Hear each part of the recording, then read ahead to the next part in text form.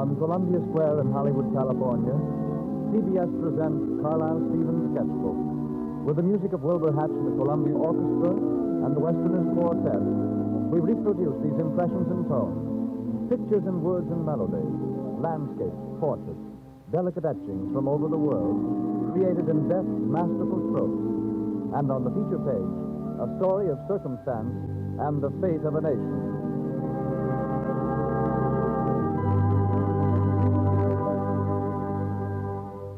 Turning the pages of the sketchbook, Carlisle Stevens. Good evening. Looking at these pictures just now, I had an idea. I wanted you to see them. See them in your mind's eye and hear them through the music which they themselves sing. Here, let's look for a moment at this sketch. A scene of splendor, ladies in graceful white gowns, men in imperial uniforms. The low hum of speech fades suddenly as the lights flash out. The magnificent blue curtain flutters, parts, then slowly sweeps back. It's Petrograd of a quarter century ago. The opera house, the night of the ballet. There on the stage are the dancers. And there the music. And now the dance.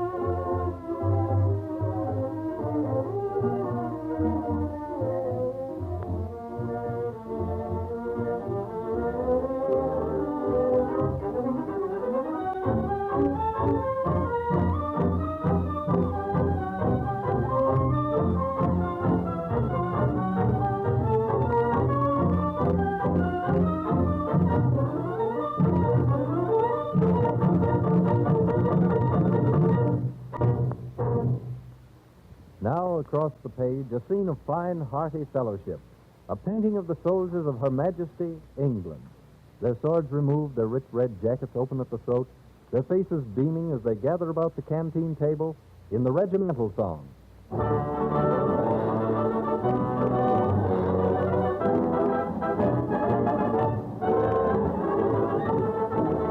From the land we find, full of our heart's own kind, we'll follow the flag and follow the hound and follow the ball. When the bugles blow, let us arise and go, whatever we leave, whatever we lose, whatever befall. For although we wander far, by snow or sun, by sand or foam, there is England where we are, England the dream of our home.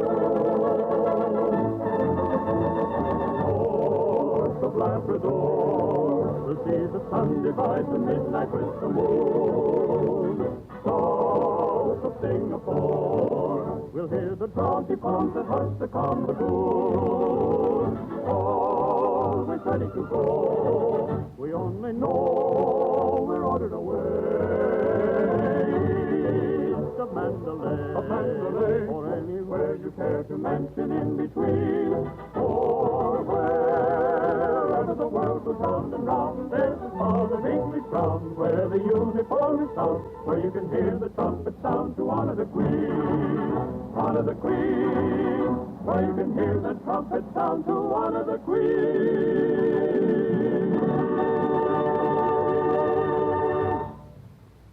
Now I'd like you to see this one. The sun pauses a moment to pour slanting rays upon a blue-domed Mohammedan mosque and a departing desert caravan. And then suddenly the great red disk sinks behind the distant sand dunes. And softly from a night filled with a myriad of new stars floats the darkening purple mantle of evening. And mystery, like unseen vapors low across the earth, creeps into nocturnal Tangier.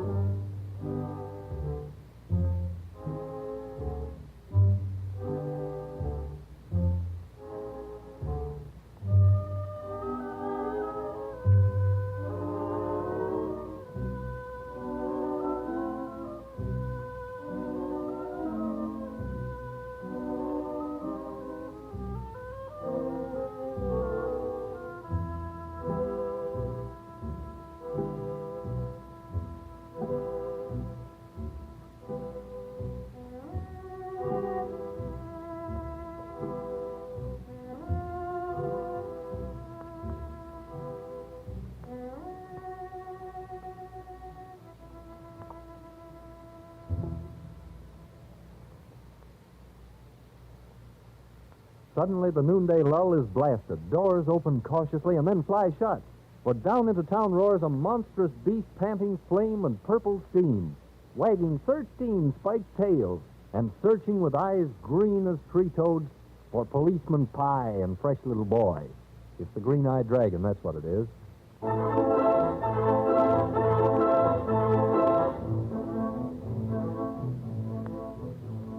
Once upon a time, this fair young princess, most beautiful and charming. Her father, the king, was a wicked old thing, man most alarming. And always on the front door mat, the most ferocious dragon stand. It makes an awful squeaking noise, so all you little girls and boys, beware, beware, take care there with the green-eyed dragon with the 13 tails. He'll feed with greed on little boys, puppy dogs, and big fat snails. Then off to his lair, his charming dragon, each of the 13 tails he'll wag his way. He'll take care and creep off on tiptoe. Then hurry up and say your prayers and duck your head up and your head beneath the clothes, the clothes, the clothes.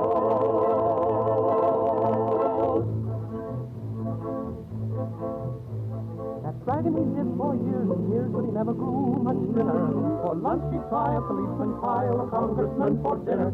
One brave man went round with an axe and tried to collect his income tax. The dragon he saw was feet and sadly murmured, R.I.P. Beware, take care of the green-eyed dragon with the 13 tails. He'll feed with greed on little boys, puppy dogs, and big fat snails. Then off to his lair, each charming dragon, each of his 13 tails he'll wag his way. Take care and creep off on tiptoe. Then hurry up again and say your prayers and duck your head up and your head beneath the clothes, the clothes, the clothes.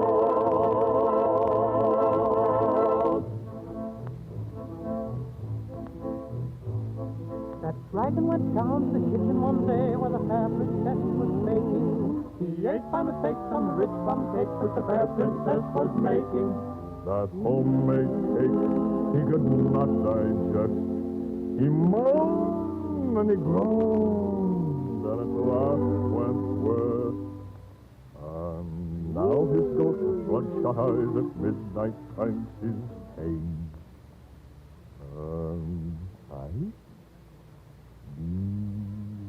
Beware, take care of the green-eyed dragon with the 13 tails. He'll feed with greed on little boys, puppy dogs, and big fat snails. Then off to his lair, his charming dragon, each of his 13 tails he'll wag his way. Take care and creep off on tiptoe. Then hurry up the stairs and say your prayers and duck off your friendly head beneath the floor, the floor, the floor. This is a painting of a country where men of the same breed fought for opposing ideals. A story of war and intrigue, and of the moving pendulum of circumstances. It's a story of the importance of trifles.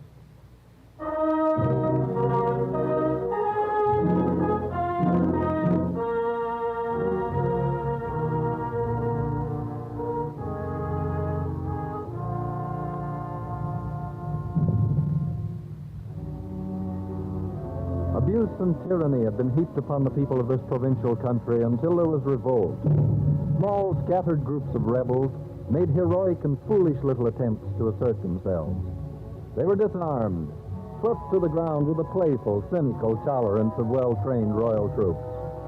But steadily revolt spread, and soon there grew from this mere struggle for human rights a fixed idea. These rebels were demanding absolute freedom. Then the smiles faded from the faces of the loyalists. This must be crushed, and so there was war in earnest.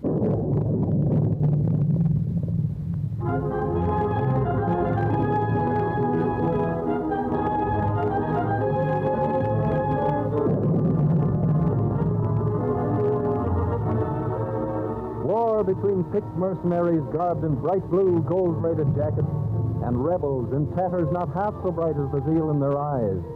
This side had fire. The loyalists had might and skill and wealth. For a long while, the factions were balanced.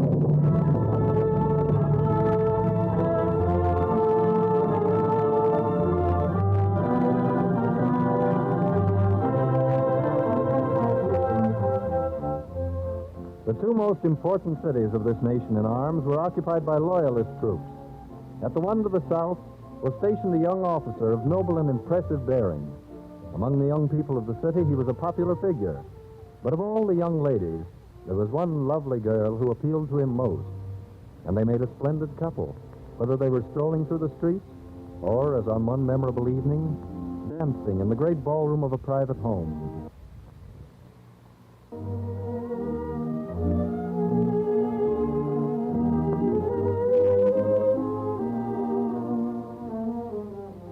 That night, the rumble of war seemed far away, cast out of hearing by the graceful strains of a minuet. The two of them stepped out upon the balcony under a great yellow moon. John knew he would remember this night, for within the next 3 days, his company would be leaving the city. The rebel forces were coming nearer, and for purposes of strategy, the Loyalist troops had been ordered to evacuate. For a while, at least, this would be his goodbye. He touched her arm and started to speak. But just then, she glanced up. John, do you think me capable of falling in love with one who is dishonorable? The suddenness of her question stunned him. She went on. Recently, in a nearby town, she had met an officer about whom there had been much whispering. A brilliant soldier, yes, but disloyal. She had regarded the accusations as cruel and baseless, and she had been unable to prevent herself from falling in love with him. Somehow, for John, the fact that that man was a rebel officer had little to do with his disappointment. Presently, he looked down at the exquisite girl beside him. Margaret, he could hardly be a dishonorable man and earn the love of a girl like you.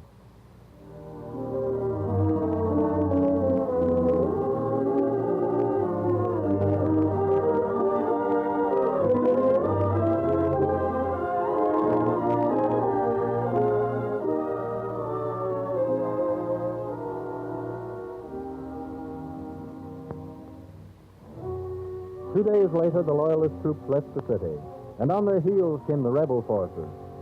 As John learned through Margaret's letter, they were under the command of her officer. And as he learned from another letter a few weeks later, they were married. That letter he saved.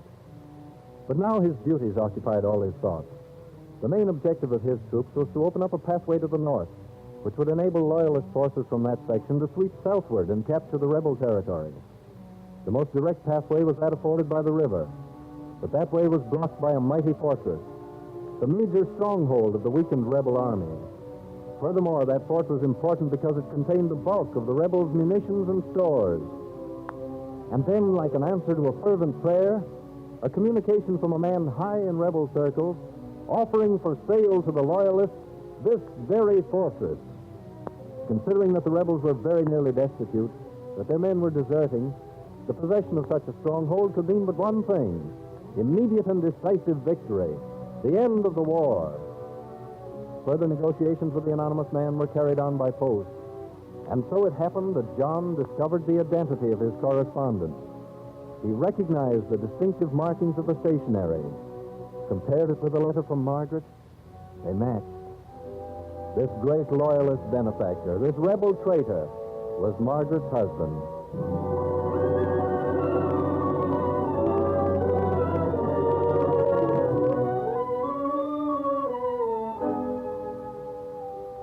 The time came for John to meet the rebel face to face, to conclude the bargain. A dark, moonless night. From a Loyalist vessel anchored in the river, John was rowed to the dark, wooded shore where a tall figure stood, waiting to lead him to the appointed house where they would discuss terms. Perhaps sometime during that night, the thoughts of both of them turned to a single woman. But no word was spoken save those concerning the bargain. At last they were finished. In effect, the sword of the rebels was broken. The two men returned to the shore. The boat was gone. A dull red glow from the opposite bank gave the answer. Circumstance. Circumstance had provided a company of rebels. They had opened fire on the vessel, driving her away. And now John must return to the Loyalist lines by horseback, a hard, dangerous ride through enemy territory, with the plans of the fortress concealed on his person.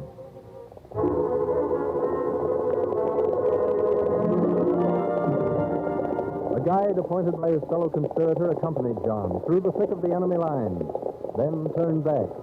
But Loyalist territory was almost in sight, and that meant home and victory, the end of the war. And the horsemen galloped on till suddenly, halt! 3 men blocked the road. One of them wore a Loyalist uniform. Confidently, John identified himself. But again, circumstance. That uniform had been stolen from a Loyalist prison camp. The men were rebels. A moment later, they had the plans of the fortress reduced to scraps of paper.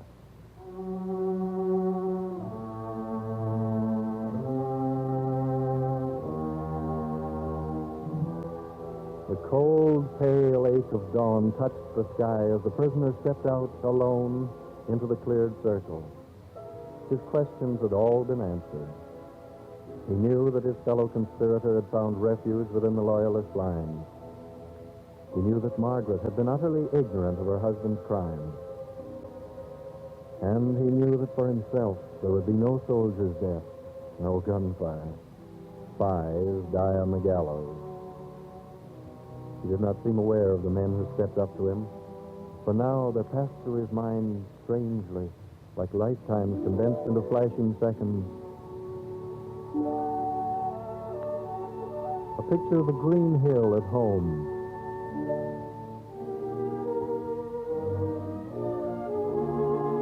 The majestic grace of a minuet, a lovely girl beside him. A furious, lonely ride on horseback with the fate of a nation riding with him. And then...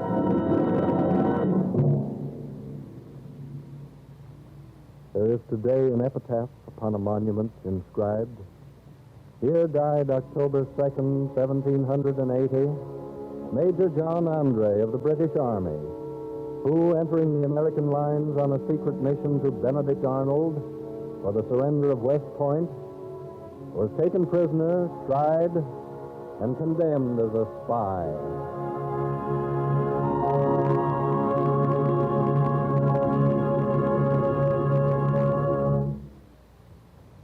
The sun has set, and now where there was a glare upon desert sand and clumps of cactus and brush, there is evening softness. The cowboy kneeling by the campfire glances up questioningly at the other men. Yes, they've seen it too. That effect of the rising moon upon the plains, and that surely is worth a song. There's silver on the stage tonight, sprinkled by the moon above. So lie down, doggies, and let me dream of the warm gal I love. There's silver on the stage tonight. We've been on the trail all day. So lie down, doggies, and you'll dream too of a rain far away, of a rain waiting where the stream never dries and the grass in the meadows of the sweet by and by. There's silver on the stage tonight,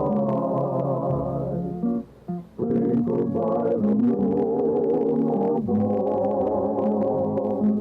So lie down, doggies, and let me dream of the one I love.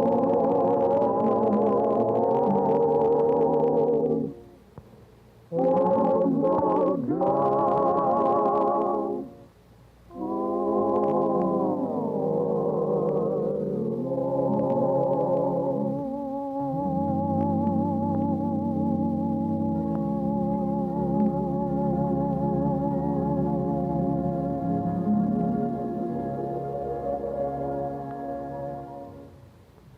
And here on the next page, we find the portrait of an imposing man. See those massive arms pushing back the folds of a royal cloak? The eyes half closed with a deep chuckle which rocks his great plump frame? Ah, a portrait of regal pride. And yet more than a portrait, for in the background, in strokes only a little less bold, moves the pageantry of a grand ball at the palace of this king, Henry VIII.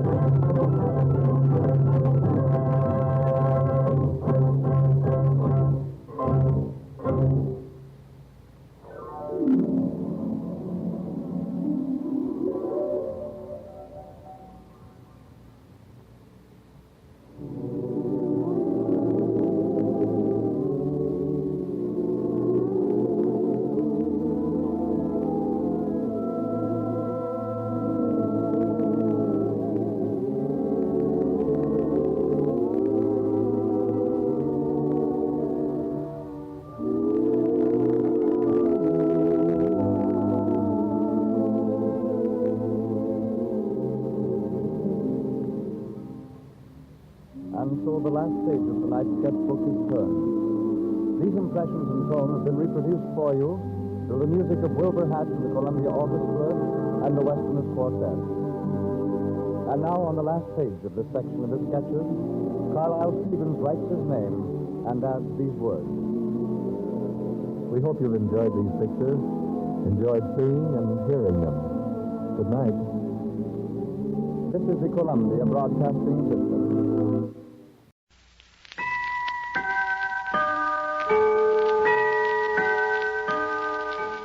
Gruen, Gruen. The Precision Watch dedicates to the radio audience of America Warner Brothers Academy Theater. Transcribed from Hollywood.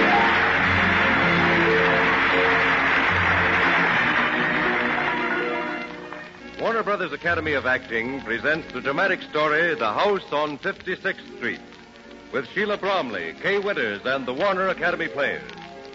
As guest star of the evening, Miss Margaret Lindsay. Yes, once again, you are invited to join our exclusive audience in the Academy Theater. And your host for the evening is Gruen. Now that summer weather is here, the call of the outdoors is hard to resist. Some of us shoot a round of golf right after breakfast. Some strike out for the woods and streams. Some read or just doze in the sun, while others get in a game of tennis or softball right after work. No matter what the activity or the time of day, a Gruen Curve X wristwatch takes to sports as quickly and easily as you. And here's the reason why. It's curved to hug your wrist and never slides around or gets in your way.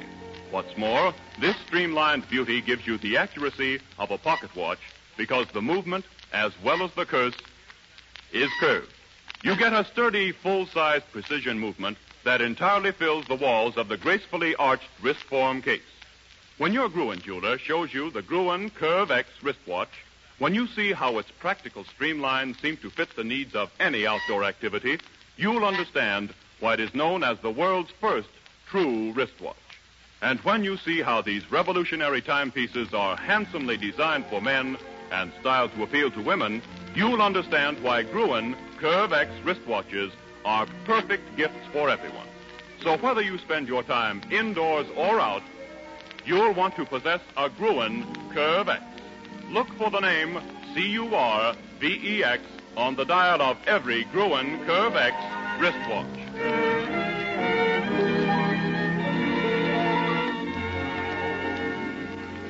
The House on 56th Street with Sheila Bromley, Kay Winters, and the Warner Academy Players. The curtain rises.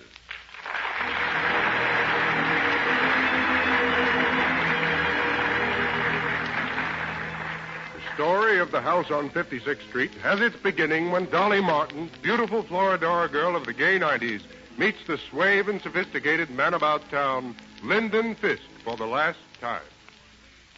More champagne? No. Oh, you're serious. Has something happened? You're not upset about anything. I want to talk to you, Lyndon. And I'd say it's about time. 3 nights this week I missed seeing you. I'm even beginning to believe that patience is my virtue. And I never thought I had any virtues. Well, you better have some more champagne, Dolly, and then we'll drop in at Delmonico's and... Lyndon, listen to me. We're going to say goodbye. Not for long, I hope. Forever this time. I understand. It's Monty Van Tuyl, He's cutting in on me. Well, he has youth on his side, and youth must have its fling. I'm in love with him. If you'll take the advice of someone who's been around a lot, Dolly, you'll not let your feelings for Monty go too far. I've loved you a long time in my own way, but Monty, in a year, he'll be tired of you. Naturally, he'll amuse himself with you until the right girl comes along to marry. Then over you go. We're going to be married next week. Oh. But you'll never make a go of it, Dolly. I know the Van Tuyl family. They'll not let you get away with it. Monty loves me. I know he does. And I'm not marrying his family. I'll miss you. And I'll always be grateful to you for these years. I'm not going to give up. I wish you happiness, Dolly, but somehow I can't give up.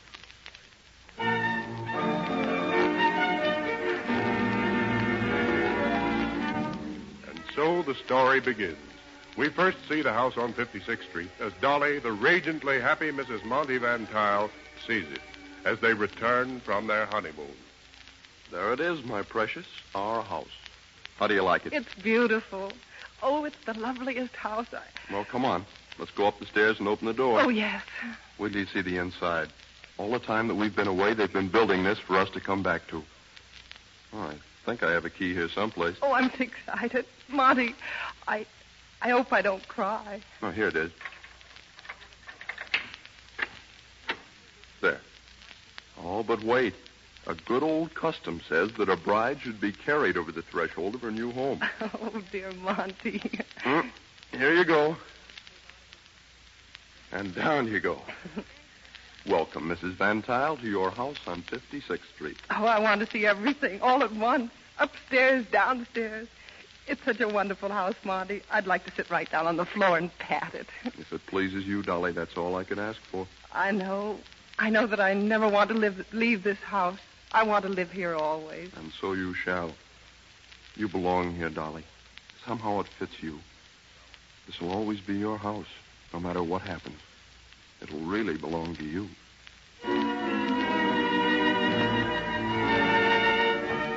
2 years passed by. Dolly and her husband have been supremely happy, even though the Van Tile family has steadfastly refused to recognize the marriage. Then, one eventful morning... Mother. Well, this is really a surprise. Hello, Monty. I simply had to come. Tell me, how are they? Well, this is the first time you've been in our house. Is this a peace offering or just curiosity? Monty, that's all forgotten now. I want to see Dolly and the child. All right, Mother. I know Dolly will be happy that you're here. She's looked forward to this day for a long time.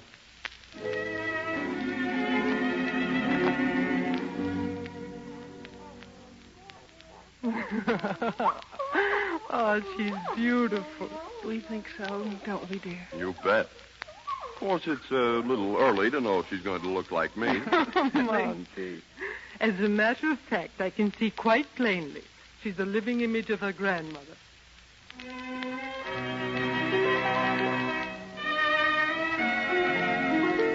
And so happiness came to the house on 56th Street. 4 more years went by. Dolly took her place in the social life of the Van Tile family and their friends. The child, Eleanor, grew into a fine youngster. Then, one morning, there came to Dolly an awakened echo from the past. Here's a note for you, Madame. Thank you, Clark. It came by messenger. The young man is waiting for an answer. Oh, well, just a moment. I'll read it. And Mrs. Van Tile is waiting, too. She asked that you come down because tea at the Ralstons is at 5. Tell her I'll be right there. Oh, Clark, will you tell the boy... Oh, darling, I do hate to rush you, but is something wrong? No, Mother, but I can't go to the Ralstons. Do you mind? Well, they're expecting you. But something's come up. Madame, what message did you say there was to the boy? But never mind. I'll go tell him myself. Goodbye, Mother.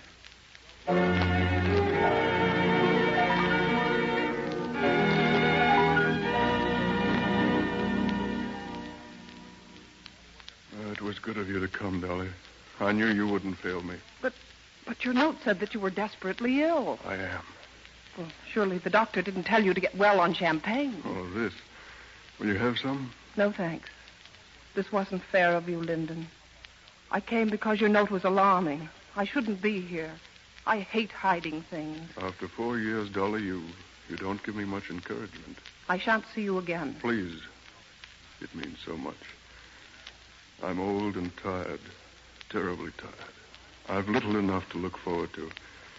Some mornings when I wake up and realize there's another day ahead of me, I think I can't go through with it. You mustn't talk that way. Why? Well, because you have all the money you'll ever want. You can go places and see things. I didn't lie in the note I sent you, Dolly. The doctor has given me 6 months, maybe less. Oh, I'm sorry. It's all right. Now it's all right. I've seen you again. But the champagne. Oh, you should take care of yourself. Oh, it's the first I've had in a long time. It reminds me of the last night we were together. Are you happy, Dolly? Completely happy. I passed your house on 56th Street. I've stood and looked at it more times than you'll ever know. And I wondered if you were happy. Lyndon, if you take care of yourself, perhaps... When they pass sentence on a man, they give him anything he wants. The doctor passed sentence on me this morning. Oh, what a fool I was to give you up. I could have asked you to marry me. That was my mistake. I know that now. You're the one person on earth I've loved, Dolly. Loved desperately, passionately. Oh, you're being unfair. I'm going, and I shan't come back again. So you're passing judgment on me, too. There is a way. I've been thinking about planning it. In this drawer, there is something even more final than your goodbye. Lyndon, what are you going to do? Put down that gun. This gun will do something that you won't. End my loneliness. Stop, you mustn't. No, go away. Lyndon, I won't let you. Stand away from me. You can't stop me. Lyndon!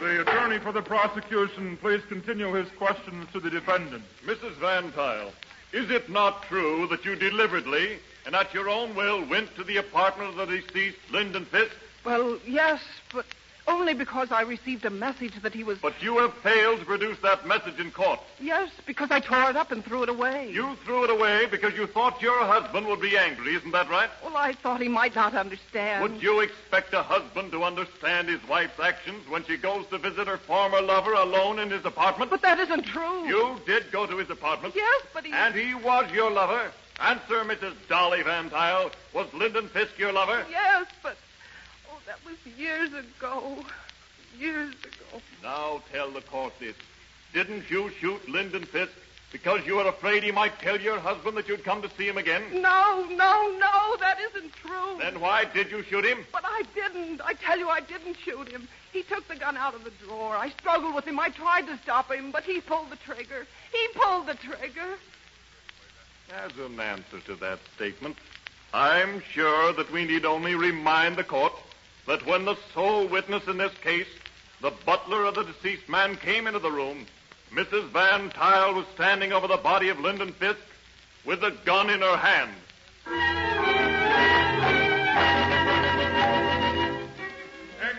Extra, society woman convicted in big murder trial. Extra, Dolly Van Tile found guilty. Extra, convicted woman given 20 years in Auburn prison.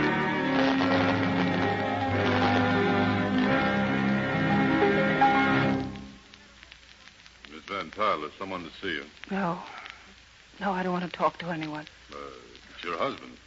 Oh. He's through there in the next room. He's arranged to see you alone. You'd better talk with him. We'll be leaving for Auburn early in the morning. I will talk with him. Thank you. Right through there. Hello, Monty. Darling, I've tried to see you before, but they wouldn't let me. I know. They're taking me to Auburn tomorrow. Sit down here. Do you feel all right, dear? Yes. I'm through crying. There's only an empty feeling left. How is Eleanor? Fine, just fine. She didn't know anything about the trial. She's with Mother. Oh, take care of her, Monty. Please take care of her. You won't have to worry about that. Oh, why did this have to happen to us? We were so happy, Monty. There can't be any reason for such a horrible thing to come and take away our happiness. Oh, there's so much I want to tell you. Oh, there's so little time. I talked to the lawyers this morning. They're doing all they can. Maybe even now. No, it's no use. It's sweet of you to give me that hope, dear. But I know. I'll wait for you, darling. No, you mustn't do that. Forget me.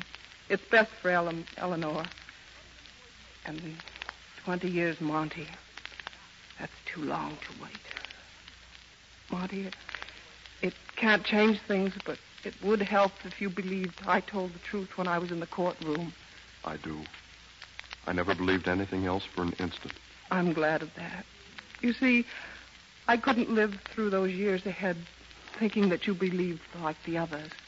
Oh, I love you so. I always will. Darling. Now tell me about the baby. I have to know that. You have to take care of her, Monty. She's so very little. Mother wants to take her and bring her up. Send her to school in Europe so that... So some stupid fool won't tell her about me. And that's better. But when she does find out, and someday she will... Well, Mother said that we should... You don't have to say it, Monty. I understand. If she grows up into a fine young woman, and I know she will, you tell her, Monty, that her mother, well, that she doesn't live anymore. We're closing up the house on 56th Street. I could never bear to walk into that house again. Sorry, but your time's up. Oh, Dolly. Dolly. I'm going now, Monty. Oh, no, don't say goodbye. You just sit there and look out of the window while I go.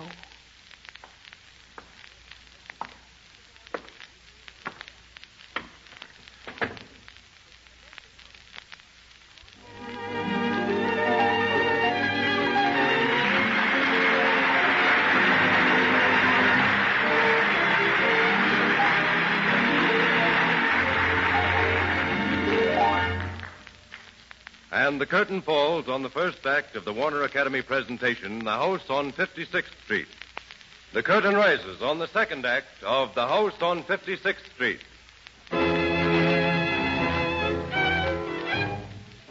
Slowly the years roll by. Slowly for the convicted girl who lives in a world of 4 blank walls and iron bars. But the world outside spins at a dizzy pace. The United States enters the World War. The armistice is signed, the 18th Amendment adopted, and still the convicted girl sits quietly in her own locked-in world until one day... Did you want to see me, Warden? Yes. Come in, Dolly. Come in and sit down. This is Mr. Baxter. Dolly, you're going to be released next week. The parole board has recommended it, and that's final. Oh, Warden, you're not just saying that. You wouldn't do that to me, would you? Of course not. You're going to be free, Dolly. One more week, and you'll be into the world again.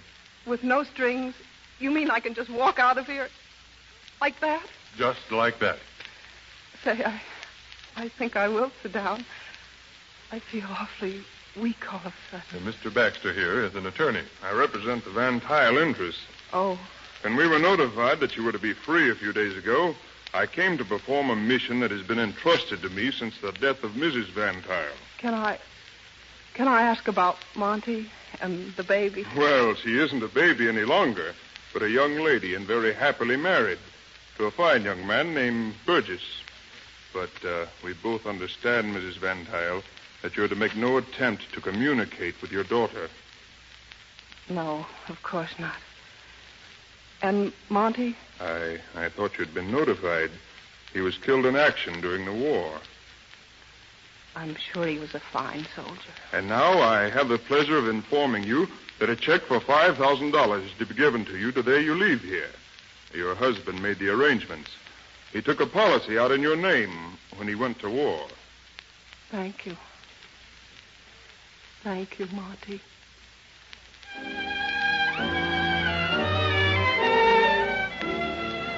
Freedom. And another year passes. Dolly Van Tile has assumed the name of Mrs. Stone to avoid publicity. And because the temptation to see her daughter was so great, she has deliberately kept out of New York, traveled for a whole year. But now she returns, her money nearly all gone, and on the very first day of her return, she is drawn, as if by some unseen magnet, to the old house on 56th Street. She who once lived there stands in front of the house in the early afternoon, a flood of memories rushing about her. Looking for someone? What? Oh, no. You got any business here? No. Well, we don't open till around 5. You don't know. I don't believe I understand. Say, what is this? Who are you? What are you doing standing here on the steps? Nothing. Just looking. I once knew the people who lived in this house. I was wondering who lived here now. That's a laugh. I thought everybody in New York was wise to this layout. Yeah, you look okay. Come in and I'll show you around. Say, if you got a few bucks, we could have a little game before the crowd gets here.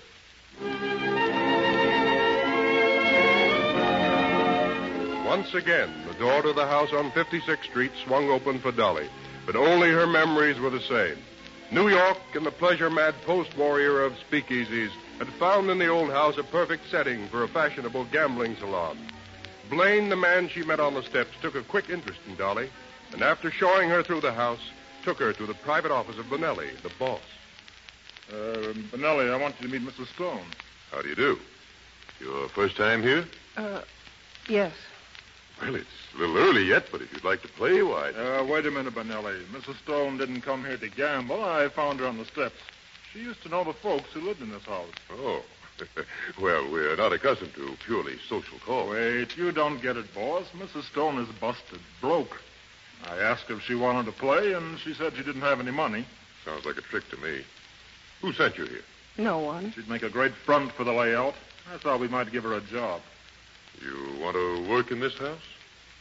Yes, I do. Take a look at her, Bonelli. You can see for yourself. She looks like she belongs here. All right. Stick around. We'll see.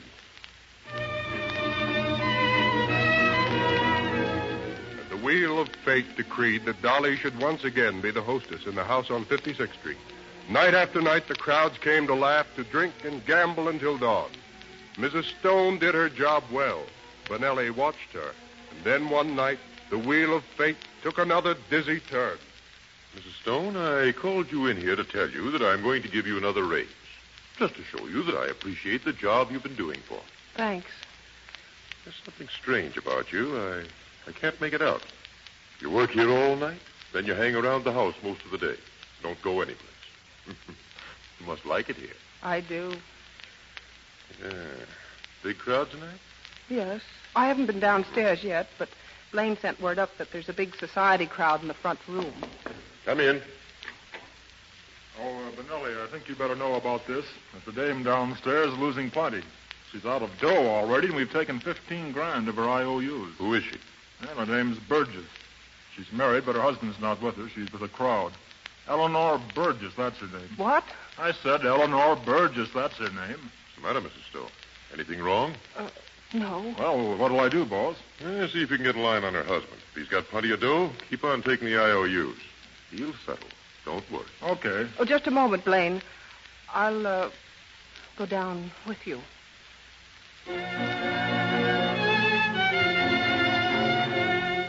So it was that Dolly saw her daughter once again. She stood by the table while Eleanor played, desperately trying to regain her losses. Time and time again, she started to speak to the girl. She wanted to tell her to stop, that she couldn't win, but she held back, afraid that she would betray her own emotions. Later, when the others had gone, Eleanor Burgess sat with Blaine and Dolly in Bonelli's office. But I will pay you. When? $25,000 is a lot of money. Well, in a week or two. Oh, I've explained a dozen times. I don't dare tell my husband about losing the money. But if you'll just be patient. Why don't you let her go home, Blaine? She can come back later and we can talk about it. Nothing doing. Say, maybe I'd better call your husband up and tell him to come right over. He could write out a check. Oh, no. You wouldn't do that. No, you couldn't. Just a minute, Blaine. I'm going downstairs and find Bonelli. No, he's busy. He's checking up. Well, I'm going to get him anyway. Don't worry, dear. We'll manage this. Look here, youngster, cut out the stalling. You had your fun, and you've got to pay for it. You had no business losing that money if you couldn't come across. But I will. Only my husband mustn't know. I think he'd better. I'm going to call him up. Knowing his wife is down here with a bunch of IOUs, it might call for a little action. Please wait. It'd surprise you to know that I got his number right here, right in this drawer. I found out all about your husband while you was losing that money tonight. You see, we don't take chances. See? There it is. What are you looking at? Oh, the gun, huh? Well, we keep that in the drawer, too, just in case of a tie. No, you mustn't do that. You wouldn't understand. Hello. Hello, I want to speak to Mr. Burgess. Stop. Please stop. He doesn't know me. It's personal. Do you hear me? Stop. What are you doing with that gun? If you talk to my husband, I'll shoot. Give me that gun. Go back or I'll shoot. Give me that gun, you little No, fool. no. Give it to me. Do you hear, you little... Oh. Eleanor, darling, what's happened? Well, he was calling my husband. You've got to get out of here. Is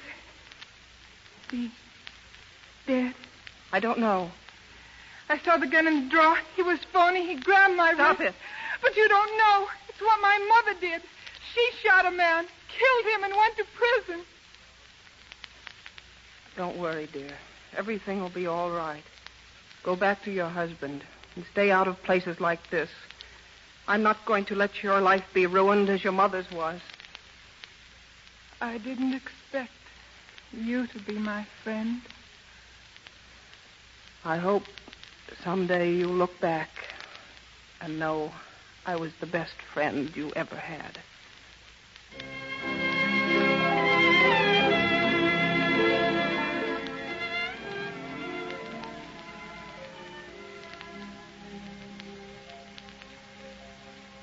Well, he's dead. Yes, I know. Too bad. How'd it happen? We had an argument and I shot him. You're lying. The girl did it. I saw her running out when I came upstairs. Oh, no, Bonelli, you're wrong. There wasn't any girl here. I did it. I like a woman with nerve. And I liked you anyway from the very first day.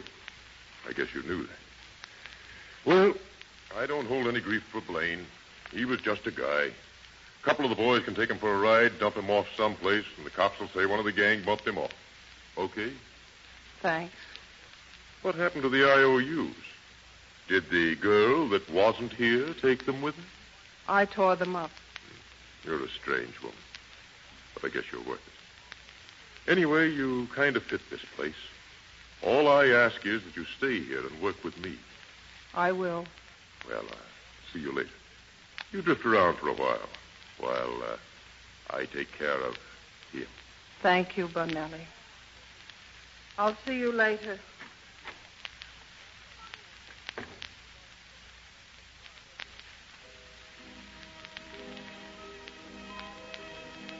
Monty, wherever you are, I hope you know. I remember what you said that day. This is your house, darling. You don't have to leave it. Ever.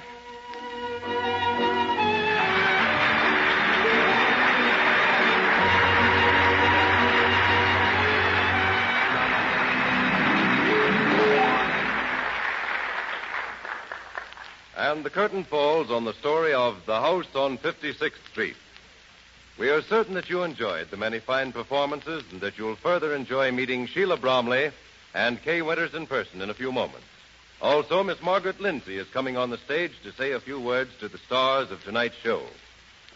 While we're waiting for Margaret Lindsay, we want to point out that summer is in the air, the time when every man turns to his favorite sport.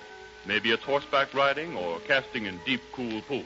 Maybe golf or midsummer skiing on northern mountain slopes. Whatever sport you follow, you'll find the new Gruen Wrist Side Curve X a perfect companion. Why? Because of the way it's made and the way it's worn. This wristwatch is deeply, steeply curved to give a sure, snug fit. Moreover, you wear it not on the top of your wrist or under the wrist, but at the side of your wrist, the natural place to wear a watch. A Wrist Side Curve X doesn't slide around. In a moment of tense action, there is no awkward twisting of your wrist to tell the time. You see the dial at the drop of the eye. Now, you might think that a wristwatch so steeply arched could not have a full-sized movement. But this Wrist Side Curve X has, and what a sturdy, accurate movement it is. Curved to entirely fill the wrist-form case, this large precision movement gives you pocket watch accuracy in a wristwatch of ultra-modern, streamlined beauty. See your Gruen jeweler at once and strap a Wrist Side Curve X to the side of your wrist. It's the perfect wristwatch for any man. Remember, a Wrist Side Curve X is a wristwatch made exclusively by Gruen. Gruen, the proudest name in time. One of the most charming and one of the busiest of Hollywood's leading ladies is Margaret Lindsay. Recently, she finished the role of a gal press agent in The Garden of the Moon, starring with Pat O'Brien. Now she is making 3 Broadway girls for the Brothers Warner, and despite this rush of activity, she very graciously accepted our invitation to join us at the Warner Academy Theater tonight. And here she is now, Margaret Lindsay.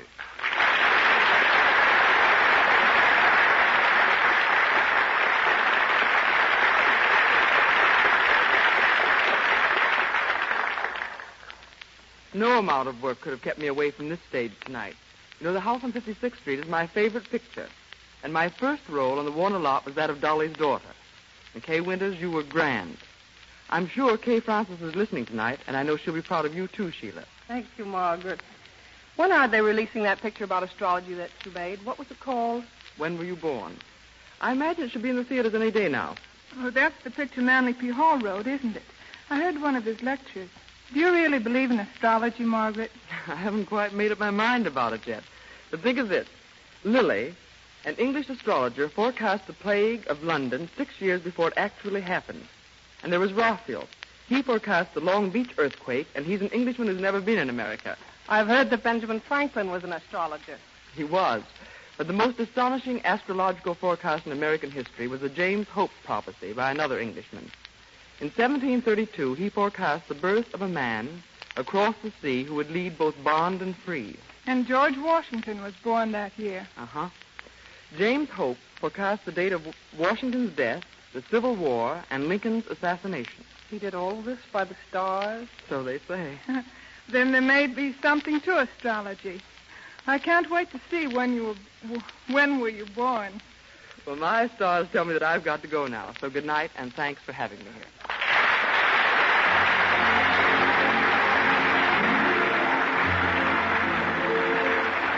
You can see Margaret Lindsay and When Were You Born at your local theater this week. Don't miss this amazing picture, which for the first time presents astrology in its true aspect as one of the oldest sciences known to man. Decide for yourself whether or not the stars can and do rule your life. See When Were You Born at your local theater this week. And now the Gruen Watch Company joins with your Gruen jeweler to bid you farewell as we come to the close of our final Academy Theater broadcast. We hope you have enjoyed our program, our stars, and our stories. We hope, too, that you have become acquainted with the Gruen jeweler in your neighborhood. And as the balmy summer weather draws you out of doors, remember Gruen's master craftsmen make watches to fill every need in social life, business, and recreation. So with best wishes for a delightful summer, the Gruen Watch Company says goodbye. This series has been transcribed from Hollywood through the courtesy of Warner Brothers, a feature of the Trans-American Broadcasting System.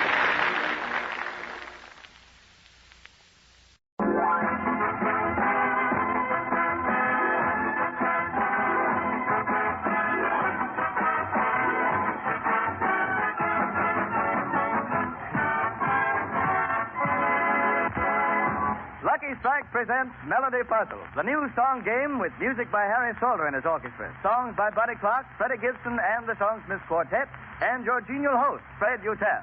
Here he is.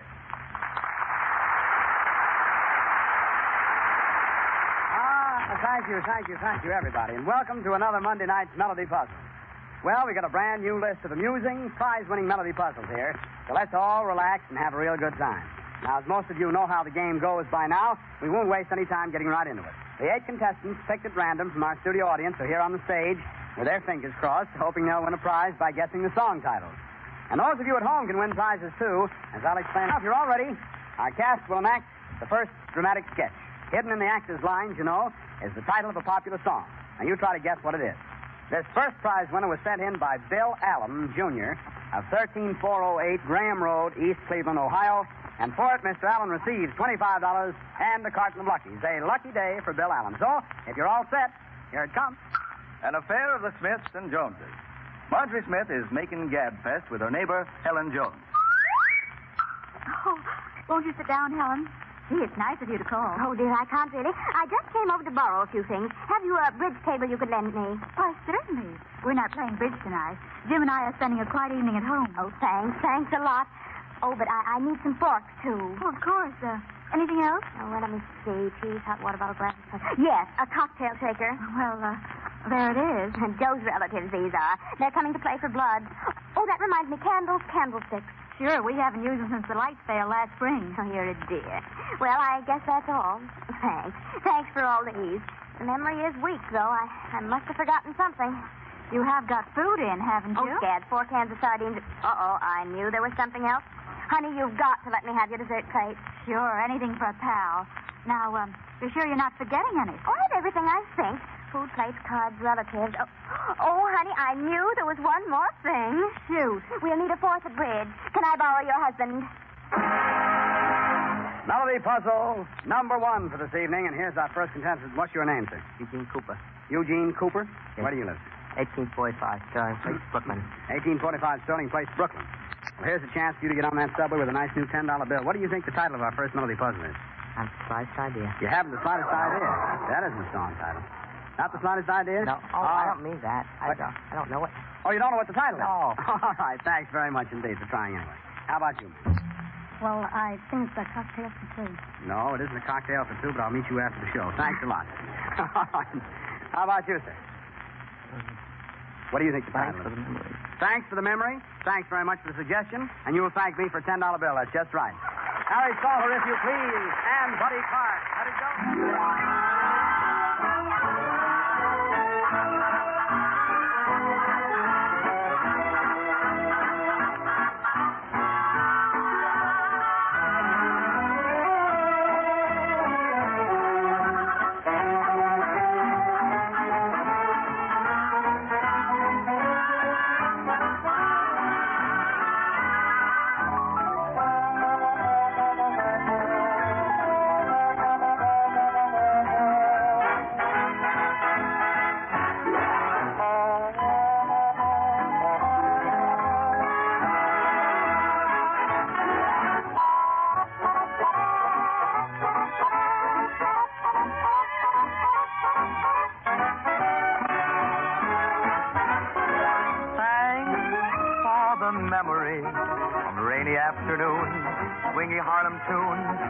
Trips and burning lips and burning toast and prunes. How lovely it was.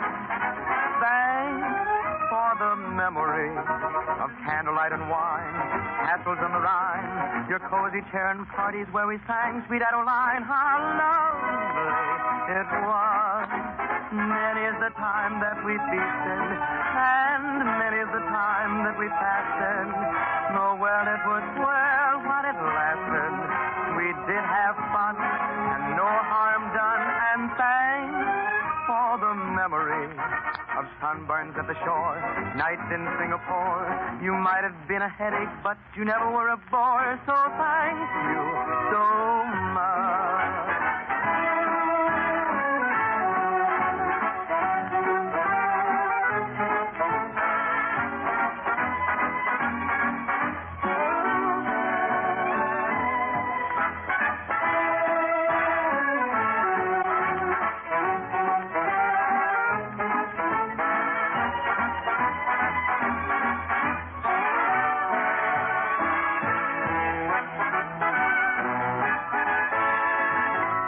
Puzzle number 1. The title was Thanks for the Memory, and here's the gentleman who collects our first prize for this evening, Mr. Philip Gorlin of 129, is that Schuyler Avenue? Schuyler Avenue, that's correct. Newark, New Jersey, and across the river goes this nice new $10 bill and a carton of luggage. All right, thank you. And there you are. Now, how about the rest of you? How did you do with that, huh? Well, the clues were right in one speech when Helen said, thanks. Thanks for all these. The memory is weak, though. And there it was, thanks for the memory. Pretty simple. Well, if that was too hard for you, maybe this next one will be a little bit easier. Or, again, if that was too easy, maybe the next one will be a little harder. And then again, if it was neither easy or hard, maybe this next one will be the same way. So you can't tell. This one was submitted by F.I. Collop of 813 Butte Street, Vallejo, California. Another prize-winning melody puzzle, and here's the tip. Listen carefully now to this tip. This is an old song, and one that I'm sure you all know, so keep listening. On your mark. Get set, go. Our next scene takes place on the landing at Smithers Bend on the old Mississippi. Get along, old man River. What are you waiting for, Jackson? I ain't waiting for nothing. And the name ain't Jackson. It's Robert E. Lee. Says you. I does. Anyway, it sure is hot. It sure is. Where you from, boy? I live back yonder way. You looks like a mud hole fisherman to me. Is that so? Yeah, that's right. I ain't seen you catching nothing out of this old river. Oh, I just trifles with the fish, huh? I just trifles with the fish. I tantalizes them, then I grabs them with my bare hands. That's so. Yeah, for sure enough. Ain't that something? Oh, you sees me in repose. I have to conservate my strength. You looks all right. You aims to fish, yeah? Yeah, does. Then what is you going to use for bait? Minnows? Minnie, boy, you is ununiformed. Then what is you going to use? Shark. Shark. Go on, boy. There ain't no shark around here. That's all right. There ain't no fish neither. And there you have it. Here's our next contestant for the evening. What is your name? Betty Larson. Betty Larson or Lawson? Lawson. Lawson. L-A-W. Yes. All right, ma'am. What is your address? 6421 Booth Street, Forest Hills. 6421 Booth Street, Forest Hills. And how about that $10 bill? Do you know the title of our melody puzzle number 2? Ain't that something? No, I'm afraid it isn't. All right. Thanks very much indeed. How about you, sir? Waiting for the Robert E. Lee? Waiting for the Robert E. Lee is exactly correct. And that's our Songstress Quartet and Harry Salter. Play if you will. Thank you.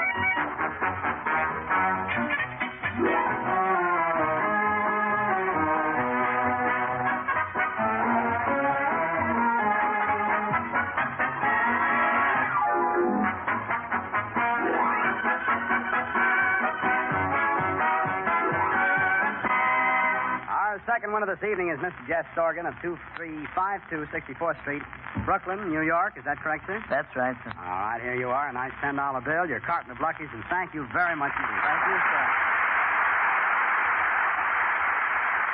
There you are. Very nicely done indeed. All right, now I gave you a tip on that one, so it shouldn't have been too hard. And here's the way it went. It was all in the second line when Lee said, I ain't waiting for nothing. I ain't waiting for nothing. And the name ain't Jackson, it's Robert E. Lee. So you put that all together and you had waiting for the Robert E. Lee.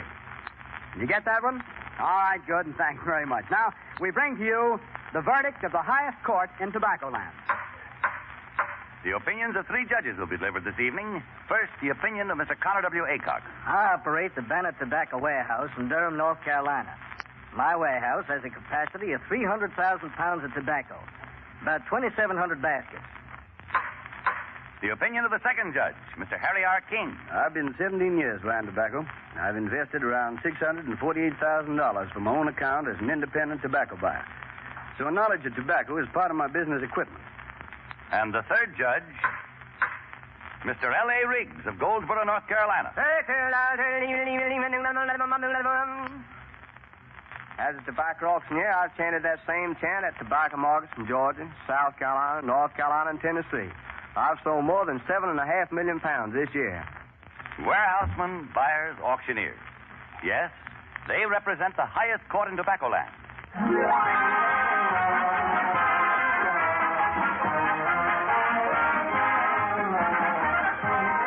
Well, here we go again with some more melody puzzles. Now, this next one really is a honey. It was sent in by Ruth Rutledge Slater of 1618 Locust Street, way out in Omaha, Nebraska. And if Miss Slater is listening, there's a check for $25 and a carton of Luckies on the way to her in the mail. And here comes a little drama, all acted out for you. Ready? Let her flicker. The scene is the shopping district of a small city on a spring evening. Jim and Ann are strolling along doing a little window shopping. Let's stop and look here, Jim. Oh, those black pumps with... Oh, Jim, aren't they, darling? Mm-hmm. Very nice. My, you're certainly enthusiastic. Oh, that window over there, Jim. New spring frock. Oh, that suit with the pink blouse. Pink is so good this spring, too. Well, pink is good any time, isn't it? Whoever heard of pink being bad? Silly. I mean, pink is one of the leading colors for spring. My. Do remind me to get out my old pink tie. A stitch here and a tuck there, and none of the boys will ever know but what I just bought it. You're being very funny, aren't you? I think so. Here's a window full of coats. I can't imagine you passing these up. My Jim, dear, of course I won't. I do need a new light coat. Do you suppose Now, Anne, after we bought your fur coat, you promised that we'd save for my golf club membership next. Oh, I hadn't really forgotten. Oh, look at me, Jimmy. What for? Okay, I'm looking. Jimmy, you do still love me, don't you? Oh, I still love you. I still love to kiss you and everything. But good night. What's all this about? Well, just keep on looking my way. Lean over closer. Closer? No. Keep right on walking. Say, I'm not going to kiss you right here on the street, if that's what you mean. No, that isn't what I wanted. Okay, now, you can look away now, honey. Have you gone batty or something? What kind of a game was that? Oh, that wasn't a game, darling. I just wanted to attract your attention while we got past that window full of golf equipment. Melody puzzle number 3. Here's a tall gentleman who happens to be our next contestant. What is your name, sir? Hugh Greenham. Hugh Greener? Greenham. Greenham. Greenan. Greenham. Greenham. I got it straight, finally. All right, what's your address? 6 Pavoni Court, Bayonne, New Jersey. Bayonne, New Jersey, across the river again. That's right. Have you any idea of the title of Melody puzzle number 3? I still love to kiss you goodnight. Thank you ever so much. I mean, that's fine. Thank you very, very much indeed. Buddy Clark and Harry Soller, if you will.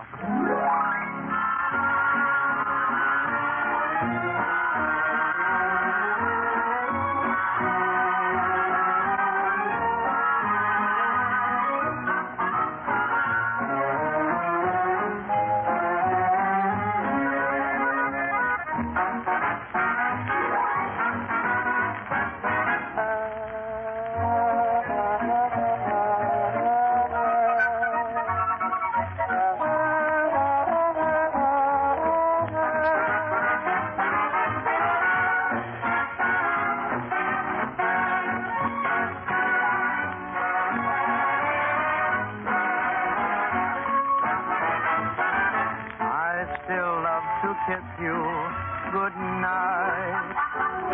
The thrill of you holding me tight grows ever sweeter the long years between. Since first I kissed you when we were 16, I still love the touch of your lips. I can't get too much of your lips. I know when your hair is snowy white, I'll still love to kiss you good night.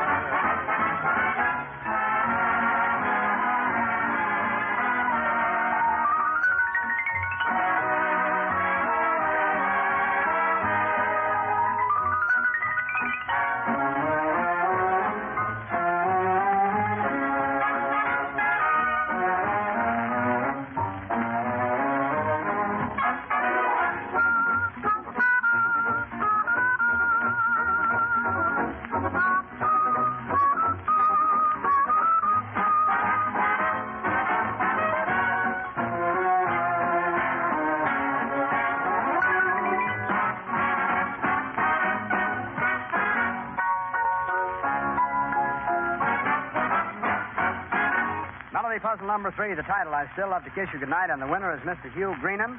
Is that 6 Pavonia Court? Isn't that correct? 6 Pavonia Court, Bayonne, New Jersey. And for that name, address, and winning the Melody Puzzle, you get a nice new $10 bill in the carton lucky. Thank you.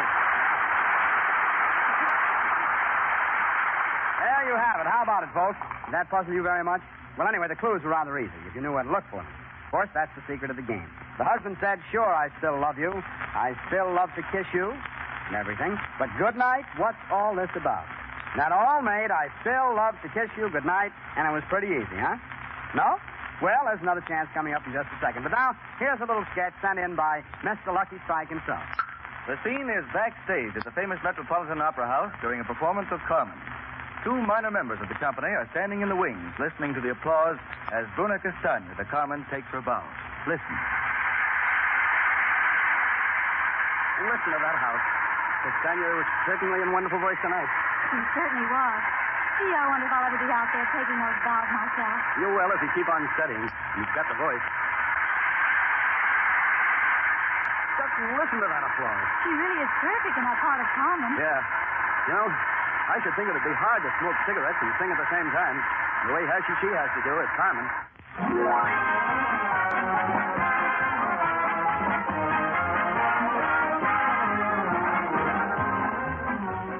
Friends, before we start Melody Puzzle number 4, here's the good news for you folks listening at home. There's a check for $25 and a carton of Lucky Strikes waiting for you if you'll just sit down and write a melody puzzle that we can use on this program. And that's where we get our sketches, you know, from you people listening in. Everybody, all those people listening, those people here, all play our game for us. And we need 4 new ones every week. So please get busy, won't you, please? 2 pleases? If you can think of an idea that might fit some popular song, any popular song except those used on the program tonight, just work out a brief story around its title and send it along. We have writers to polish them up a bit, so please don't hesitate because you don't think you're a dramatist. They're really fun to write. Just be sure the actual words of the title you choose are incorporated in the actor's line. And don't give up if you've tried once or if you've already won. There's always a first time and a second and a third, for that matter. But now, here are the rules. 1, the final decision as to the winning melody puzzles rests with us and will be based upon originality, interest, and cleverness of clues. If more than one of you pick the same song to write about, the decision as to which credit to accept remains entirely with us. 2, all melody puzzles submitted, win or lose, become our property, and we cannot return them to their authors or answer inquiries about them. 3, entries for this week must be postmarked not later than midnight, Thursday, February 24th. They will be heard on Monday, March 7th. Address your entries to Melody Puzzles, 111 Fifth Avenue, New York City. Melody Puzzles, 111 Fifth Avenue, New York City. Everyone of age can enter no matter where you live, except employees of the American Tobacco Company and their advertising agents. Here is Melody Puzzle number 4. The author of this one is E.B. Thornton of 722 Ridge Avenue, Arlington Heights, Illinois. And E.B. Thornton wins $25 in a carton of Lucky. So, if you're resting back in your armchairs now and ready to listen, here she comes. The scene is the interior of an auto trailer parked in a clearing near a deserted farmhouse. Mr. and Mrs. Jones are apparently making ready for the night. Oh, I just know I'll never be able to sleep in this thing, Henry. Why, it's perfectly safe, Martha. What you so fidgety about? You got me here with you, haven't you? Yes, but you heard what that little boy said. That old house over there is haunted. Oh, pshaw. Besides, I have a pistol here. You can't shoot a ghost with a pistol, Henry. Oh, ghost nonsense. You start getting ready for bed now. I'm going to get the keys out of the car while I think of it. And don't you be gone long, Henry. Goodness, if I'd ever thought it was going to be like this. Who is it? Henry. Henry, do you want to scare me to death, sticking your head in the window like that? All right, Mother. Why can't you be cool like I am? Cool. I heard a noise. Turn out the lights. What noise? Was it... Where are you pointing? Look. Oh, over there. It's a white face in the dark. Gosh, now, where do I get my pistol? Why are you shaking so? Shaking? I got to shoot that thing, haven't I? And I never shot a pistol before. Oh, it's moving towards us, Henry. Stand back, Martha. Oh, gracious. It's nothing but a cow. Henry. Oh, good heavens. He's fainted. Melody Puzzle. Melody Puzzle number 4. What is your name, sir? Ralph Bromberg. Ralph Bromberg. Where do you live? 411 Hinsdale Street, Brooklyn, New York. Out in Brooklyn, New York. All right, sir. Here's a chance for you. What do you think the title of our Melody Puzzle number 4 is? I wish I knew. I can understand how you feel. Thanks very much, anyway. How about you, sir? What do you think the title? Ghost goes to town? No, Mr. Ghost didn't come to this town at all. That isn't the title, I'm sorry to say. And here's our first contestant. Another chance for you, sir. What do you think the title? The Haunted House. No, I'm afraid that isn't it either. Next contestant, have you any idea? Still of the Night. In the Still of the Night? They all sound good, but they're not really the titles. Thanks very much. I'm sorry that isn't it. And here's our next contestant. What do you think the title? Boo-hoo. Boo-hoo. You got it. You snatched it right out of the dragon's mouth that time. Boo-hoo, Freddie Gibson and Harry Soler, if you please.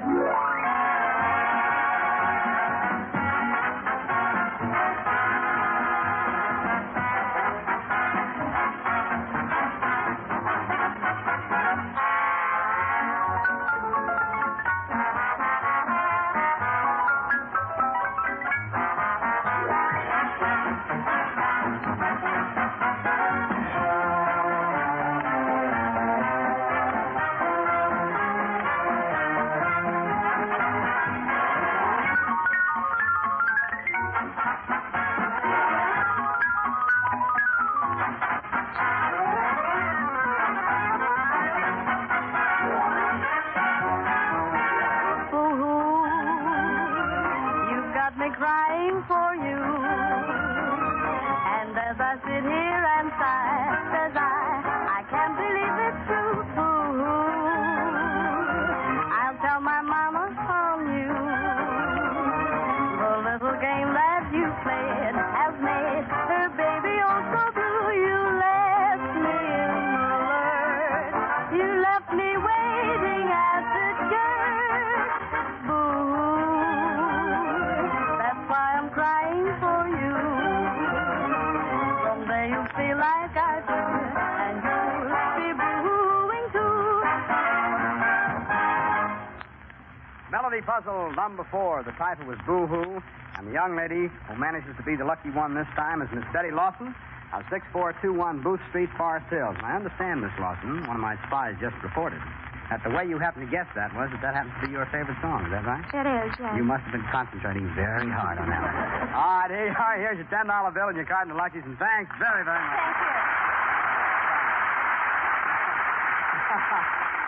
A little concentration will go a long way. Here's how the clues were hidden in that one.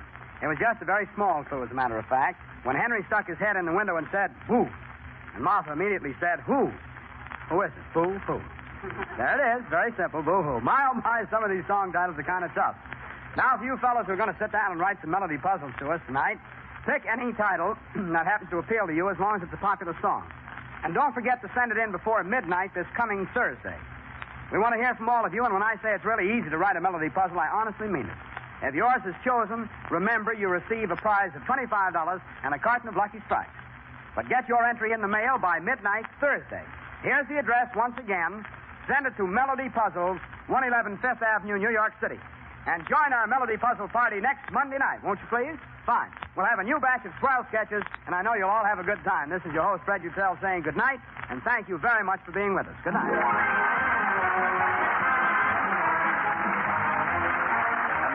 Melody Puzzle, a brand new game with music by Harry Solder, songs by Buddy Clark, Freddie Gibson, and the Songsmith Quartet. Join the fun again next Monday at this same time.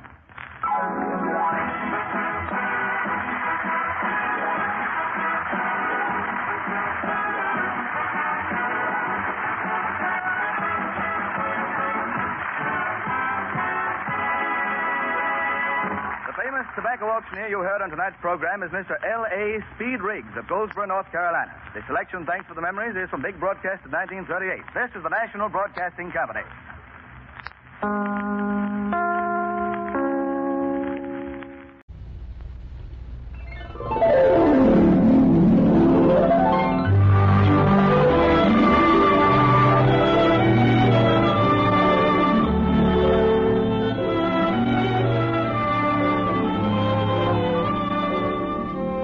From New York City, we bring you Chapter 10 in the Chronicles of River's End. The star of the show, Gene Hersholt, in his greatest of all roles.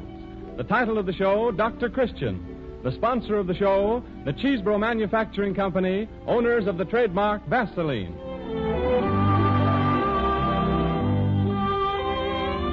The makers of Vaseline preparations again present their show from the Columbia Playhouse in New York, where our star, Gene Hersholt, is enjoying a brief holiday between pictures. It's the gayest season in years in New York. Theaters, restaurants, and nightclubs are thronged with smart society, visiting celebrities, and a large and appreciative college crowd. Vaseline Hair Tonic enjoys great popularity among these holiday merrymakers because it can be used to groom the hair in record time. Actually, it takes about 30 seconds for the boys to brush it on and smooth the stubborn locks into place, and even less time for the girls who like that halo look under the lights to spray it on with an atomizer. Vaseline Hair Tonic comes in two sizes, priced at 40 and 70 cents. The 40-cent bottle will provide 6 to 10 weekly scalp massages in addition to daily grooming. These scalp massages, by the way, should be given before each shampoo to ensure scalp health and thorough cleansing.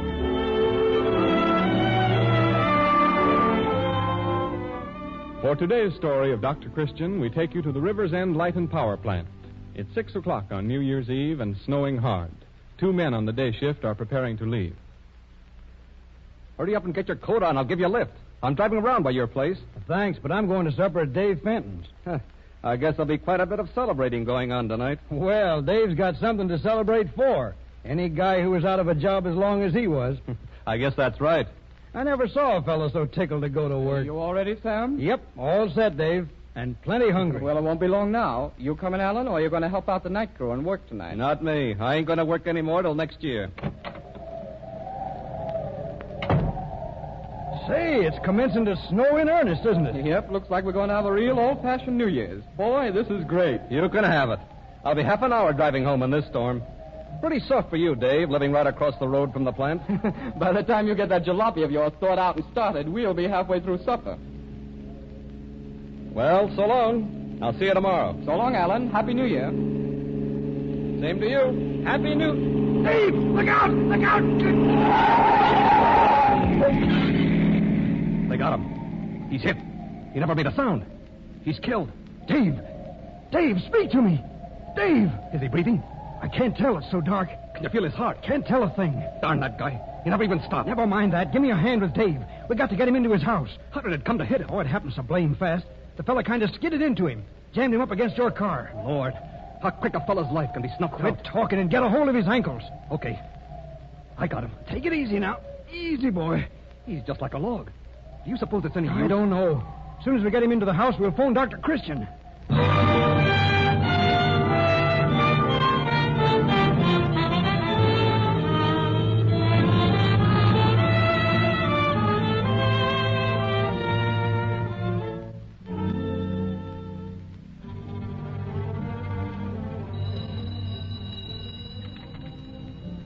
Hello? This is Dr. Christian. An accident? Where? Well, does he seem to be badly hurt? Oh, he's unconscious. Yes? Dave Fenton. Sure, I know him. Yes, I see. A car, you say? Well, did you recognize it? Oh, where's Dave now? Yes, about 5 minutes? Yes. Tell Mrs. Fenton to loosen his clothes, but don't move him. Yes, I'll be right out.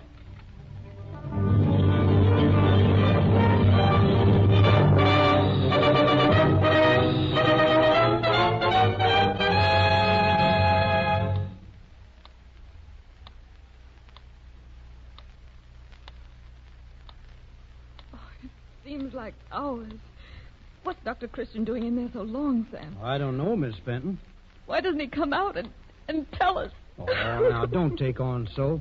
Everything will be all right now that Dr. Christian is here. Oh, but Dave, he hasn't moved or said a word. Dave will pull through all right. You don't mean that? You're just trying to... Why, sure I mean it. Dr. Christian's a wonderful doctor. He'll bring Dave around. You wait and see. Even if he does, what are we going to do? How are we going to pay sick bills? And what's going to become of Dave's job? They'll have to put someone in his place. And how do I know Dave will get it back? Well, the main thing now is for him to get well. Yes, if he does. How could the driver of that car be so cruel? How could he do this to us? Oh, how is he, Dr. Christian? There's no change, Mrs. Fenton. Oh, Doctor. Sam, there's no use in your staying any longer. I don't mind, Dr. Christian, if I can be of any help. No. You run along home and get your supper. All right, Doctor. Oh, there's one thing you might do. Yes? You know where Mrs. Thomas lives, don't you? Yeah, I know. Well, stop in and tell her to come over here, will you? Well, sure, I'll be glad to. Well, good night, Miss Fenton. I sure hope everything works out okay. And happy new... goodbye. Good night. Goodbye, Dr. Christian. Goodbye, Sam. Sit down, Mrs. Fenton. You're tired. Dr. Christian, will he get well? Well, you see, he's pretty badly hurt. He's going to die? No, I didn't say that. Oh. He has a serious concussion of the brain. We'll have to watch it very carefully. Right now, I can't tell what might happen. But there's a chance he won't get... Yes, there is. Oh. When will you know? Well, I can't even answer that. Maybe not for several days yet. I see. About what time was it when the accident happened? Oh, a little after 6 o'clock. Dave always left the plant around 6. That car swung around the curve and hit him as he was crossing the road. Oh, you mean right in front of the plant? Yes. Well, was Sam with him at the time? Sam and Mr. Allen. It was Mr. Allen who phoned you. Well, how soon after the accident did he phone? Oh, it couldn't have been more than 5 minutes. You see, they carried Dave to the house here, and Mr. Allen phoned. Well, we can be thankful there wasn't any time lost anyway. That's something. And the driver of the car, he didn't stop? No. Well, he'll wish he had when they catch him. They'll never catch him. Why, he's miles away by this time. And what good is it if they do? That isn't going to make Dave well. No, but he'll put that driver where he belongs. A man who's careless with an automobile is just as dangerous as a man who is careless with a gun. Neither Sam nor Alan got his license number. No. But I think Alan told me he did notice it was a coupe. Yes. When they brought Dave in, I just finished setting the table. We were going to have a little New Year's celebration on account of Dave's new job. It looked like the new year was starting out so fine. And now... Oh, I'm sorry. Look, let's talk about it anymore now. You go upstairs and lie down. Maybe you can get a little sleep. Oh, no. Get some rest anyway. Dear, there's someone at the door. Yes, you go ahead and I'll answer it. Thank you. Oh, come in, Mrs. Thomas. Hello, Dr. Christian. Sam Burns told me about it. How is Mr. Fenton, Doctor? Pretty bad. Oh. Where's Mrs. Fenton? Upstairs lying down. I want you to stay here with her tonight. Oh, well, I'd like to, Doctor, but I don't think I can. You can't? Why? Well, Marion Brooks is giving a New Year's Eve party, and I promised her I'd come over and help in the kitchen. A New Year's party? Mm-hmm. Well, don't you think a dying man and a heartbroken woman are more important than a New Year's party? Not to Marion Brooks, they aren't. Oh, come. Marion Brooks may be upstage, but she's not as cold-blooded as that. Well, just the same, she'd never forgive me if Nonsense. You call her up and tell her to get somebody else. Oh, no, I couldn't do that. I wouldn't dare to. Wouldn't dare to? No. Well, just because Marion Brooks is the richest girl in town isn't any reason why. Well, it isn't exactly that, but the Brookses always hire me when they need extra help, and if I disappoint Miss Marion tonight, they'll never hire me again. When it's an emergency case like this? That wouldn't make any difference to her. Oh. No, you don't know Miss Marion like I do. I've worked there. She walks over everybody. Can't you get Mrs. Morrow to stay? Well, she lives way out on the river road. She couldn't walk here in a night like this, and I haven't time to go out after her. I've got to make 2 important calls in just a little while. Well, I don't know what to say, Doctor. Well, you stay here. I'll fix it up with Marion Brooks. I'll talk to her myself. Well, if you will, of course, I'll be glad to stay. Mm-hmm. Here, write these telephone numbers down. Mm-hmm. Cedar, 923, and Cedar 86. Those are the 2 places where I'm going. Yes, sir. And if anything happens, you can reach me at one of the places or the other. All right, Doctor. If Mrs. Fenton wakes up, tell her I'll be right back. Yes, Doctor. Is there anything you want me to do about him? Yes. He's here in the downstairs bedroom. I'll show you what I want you to do. Mm-hmm. But the most important, if there's the slightest change in his condition, don't wait a second. Phone. Mm-hmm.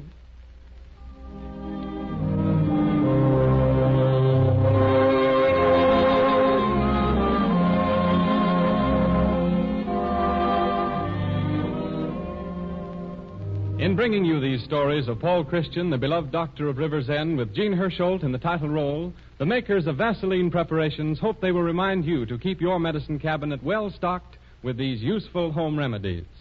Vaseline petroleum jelly has been the standard first aid remedy for minor cuts and burns and for skin abrasions for over half a century. And here's a suggestion that is timely at this season. If you suffer from chapped hands and feet, use Vaseline jelly to remedy the disagreeable condition. Spread it over the chapped area and work it gently into the skin. Wipe off the surplus with tissues. If you do this regularly, you will completely eliminate the discomfort of chapped skin. Vaseline jelly is made with scrupulous care, sterilized in the process of manufacture, and packed in sterilized containers.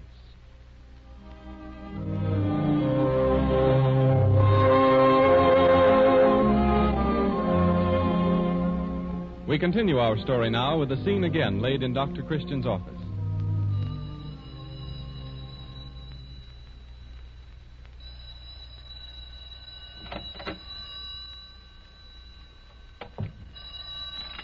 Hello? Yes, this is Dr. Christian. Oh, hello, Sam. No, you didn't wake me up. I've just gotten back to the office. The phone was ringing when I came in the door. Yeah. Yes, I've been there all night. No change yet. Yes, Mrs. Thomas is with them. She'll call me if there's anything. Yes, I'm going back in a few moments. I'll let you know. Yes, goodbye. Happy New Year, Dr. Christian, if it doesn't sound too ghastly at this time of day.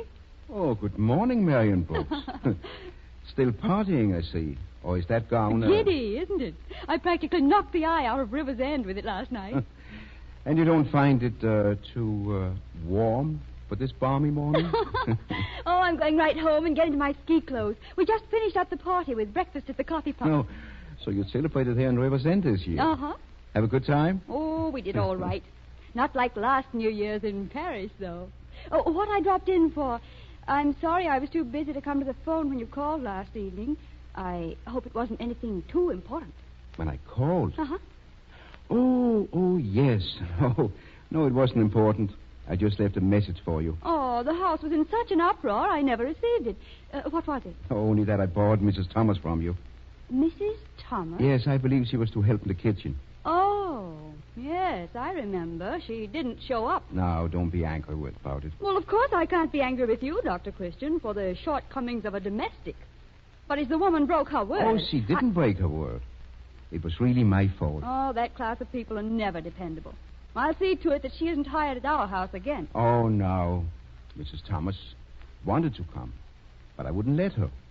I needed her on a case. Is that any reason why she should spoil my party? And without even notifying me? Well, I notified you, or at least tried to. You know, Mrs. Thomas is a widow and a servant. It isn't my fault she's a widow, and I'm not particularly interested in how deserving she is. In fact, I'm not interested in her at all. Marion. Well, I don't know what's happened to you. You used to be a pretty nice sort of a girl. Even if your father did spoil you a little, I thought you had the right kind of stuff in you. But ever since you came back from the school, you've been high-hatting the whole town. Well, really, Dr. Christian? Well, some of these days you're going to find out. Oh, good morning, Dr. Christian. I'm Benson of the Highway Patrol. Oh, yes. Good morning, officer. Say, do you know whose coupe that is parked outside? The one with the damaged rear fender? Yes, it's mine. Oh, how do you do, Miss Brooks? How do you do? Miss Brooks been driving some of their party guests home. Well, I guess I'm on the wrong trail. I've been working on that Fenton case, Doctor. You know, if they ever catch that hit-and-run driver, he'll be going up for a nice long jolt. Say, how is Fenton, anyway? Well, he's still in a critical condition. Yeah? Not going to die, is he? Well, I wouldn't want to say that, but... Because if he does, somebody'll be wanted for manslaughter. Manslaughter? That's right, Miss Brooks. Maybe murder. Well, thanks, Doctor. Doctor, and I'll keep in touch with you. Goodbye. Goodbye. Bye, Miss Brooks. Goodbye. Is that the new coupe you got for Christmas, Marion? Yes. Well, it's a shame you had to smash a fender. Oh, well, what difference does it make? Money'll fix it. Well, how did you happen to do it? I was driving in that snowstorm last night, and road was a little slippery. I put on my brakes suddenly and skidded. The back end of the coupe sideswiped a parked car. Whose? I don't know. I didn't stop to see. It seemed to me that when you damaged somebody's car, you ought to stop. Well, I had to hurry home for the party. Besides, you couldn't hurt one of those old rattle traps the workmen at the power plant use. Power plant? Yes, that's where it was parked. The snow was all caked on the windshield, and I was on the turn before I saw it, so I slammed on my brakes. You mean to turn in front of the power plant? Yes. They ought to fix that curve. Well, what time did this happen? Last night about 6 o'clock. Well, now that I've confessed all, I must run. Marion, sit down for a minute. Why? What's the matter? That coupe that skidded around the curb in front of the power plant hit a man. Hit a man? Yes, Dave Fenton. It happened about 6 o'clock last night. Oh. Dave and two of the other men were standing there by a parked car. Dave stepped out onto the road and the coupe skidded into him. He's lying at death's door now. Will he... Do you think he'll live? I don't know. Those other people, did they get the license number? No. But they don't need it. They know what time the accident happened and that the car was a coupe. It won't be hard to check up. Oh, but they won't suspect me. They'll never think of me. Even that policeman didn't suspect. And if you keep quiet and save the man... I don't believe I can save him, Marion. Then, if the man dies... It will be murder, Marion. And if it is, the police won't stop looking until they find the person who did it. Murder. Arrested for murder. No. No, it couldn't happen to me. I'll get out of it. I don't care how much it costs. Only... I'm afraid this is one thing money won't fix. But it wasn't my fault. I didn't see him standing there. I didn't see him. It was snowing too hard. I thought I only skidded into the parked car. Well, you should have stopped and found out. But I was in a hurry. I didn't run away deliberately. I didn't think. And I suppose that's going to make it easier for Mrs. Fenton because you didn't think. Oh. I suppose that's going to keep Dave Fenton from dying. Just because you didn't do it on purpose. Oh, he can't die. You've got to save him. Why? To keep you out of prison? I'm not thinking only of myself. Oh, yes, you are. Of nobody but yourself. That's what's the matter with you. There's Dad, the family. What'll happen to them if I'm arrested? You've got to do something for their sake. Yes, and what will happen to Mrs. Fenton and her baby if David dies and is crippled for life? A minute ago you said it wasn't your fault Mrs. Thomas was a widow and that you weren't interested in that kind of people. Well, now Mrs. Fenton might be a widow, and it will be your fault. And you're going to be interested in that kind of people whether you like it or not. How can you be so cruel? You've been a conceited, selfish little snob. You walked over everybody and gotten away with it. Now that you're going to be caught... No, you come sniveling and sniveling around looking for mercy. If you'll only help me. Help me just this once. Wait. Hello? Yes, Mrs. Thomas. Yes, I'll be right out. Come on. Where are we going? Well, maybe you've never seen a man who's been hit by a speeding car. Maybe you don't know what happens to him. Or what it is to watch him die. Oh, no. I'm going out to Dave Fenton's. And you are going with me.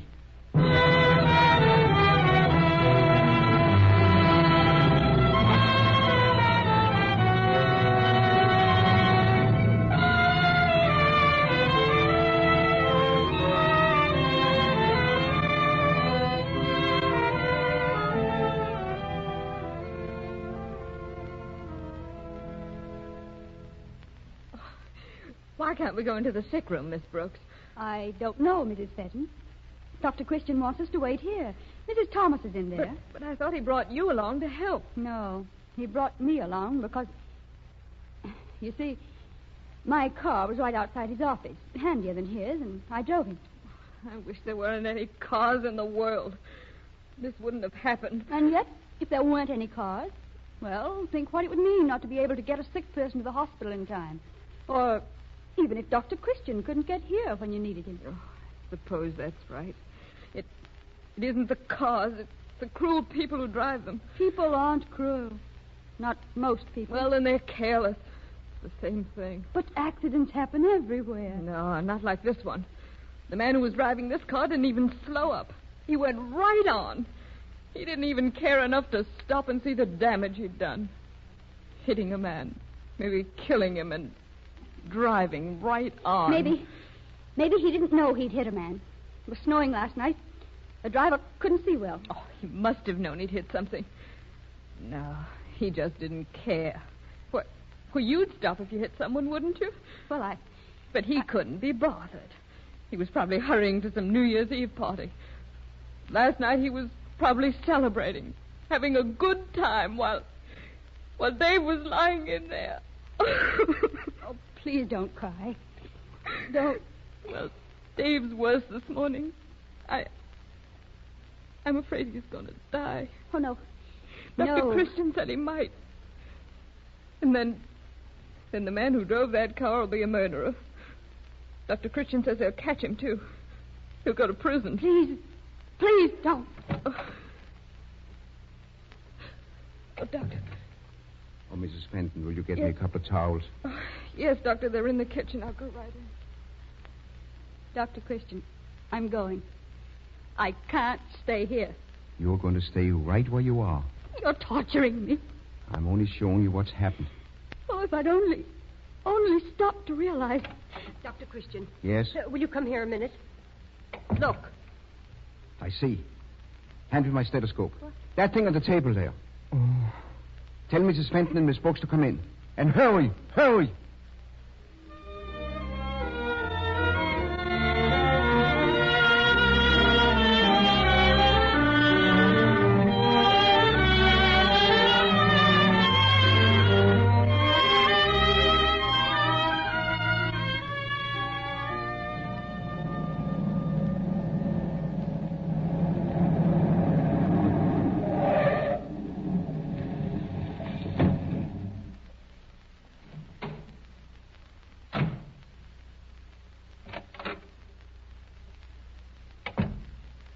Well, if you'll wait till I telephone Marion, I'll go home with you.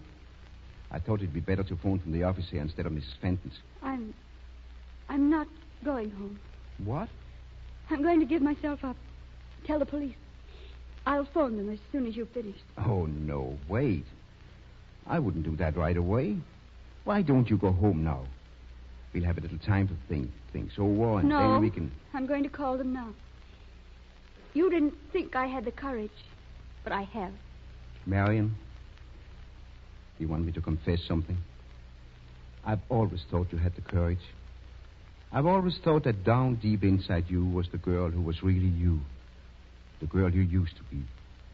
Why, you couldn't change in those few years you were away at school. It was only something you put on. Like that party dress. Oh, people must have hated me. As Mrs. Fenton will hate me when she finds out. Oh, we can talk about that later. You go home now and let me see the police, and I think maybe I can explain What so I've that... done can't be explained away. Well, if you don't want me to talk to them, call up your father. He's out of town. Left for Chicago this morning. Well, then why don't you wait? Wait till he comes home. You'll need someone to stand by you. I'll send him a wire. He can be here tomorrow. It's no use waiting. I want to get it over with. Well, there's no hurry. That was a very good sign this morning when I called you and Mrs. Fenton in. The first moment Dave's been conscious since the accident. If he goes on getting better, That doesn't make any difference. It was my car that hit him. Dr. Christian. Yes. I have a little money of my own. Oh, I know money can't make up for what I've done, but I want you to see that the Fentons have everything they need. All right, Marion. Hello, Dr. Christian. Oh, evening, Miss Brooks. Oh, hello, Benson. I was just going by on my way home. Thought I'd drop in. Say, how's Dave Fenton making out? Well, he's still a pretty sick man, but I think he'll pull through. Well, that'll be good news for Foster. Foster? Oh, haven't you heard? He's the fellow that did it. They picked him up this morning. Oh, no. You're mistaken. We're not mistaken, Miss Brooks. We checked up the whole business. But are you sure he's the one? Yeah, you bet we are. We got him in jail. But you are mistaken. There's always a lot of smash-ups on New Year's Eve. Take Jim Allen's car. He parked it in front of the power plant. I've got to tell And it was you. smacked twice in the same evening. Yeah. Well, so long. I'll go Wait back. a minute. There's something I ought to tell you. Huh? I mean, I've got to tell you that Wait a minute. Did you say Jim Allen's car was hit twice? Yeah, that's right. Someone come along before the Fenton accident and banged into it. Then this fella Foster hit it and Fenton at the same time. Foster was scared to death, but he came around this morning and gave himself up. That's a bad curve there anyway, and it... Hey. Marion. I'm all right. Gee, for a second, I thought you were going to faint or something. I'm tired, that's all. Well, I guess there's a lot of them feeling that way today. And Foster confessed? Yeah, he was smart. Oh, what were you going to say a minute ago, Miss Brooks? I was going to Oh, of say... course, Benson.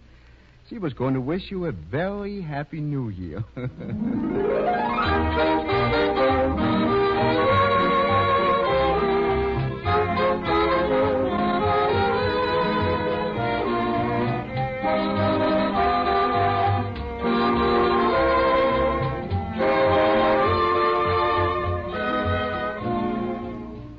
And for our last glimpse of River's End, we take you now to the pleasant kitchen of the Carson home on a Saturday morning when the air is fragrant with the aroma of baking cookies.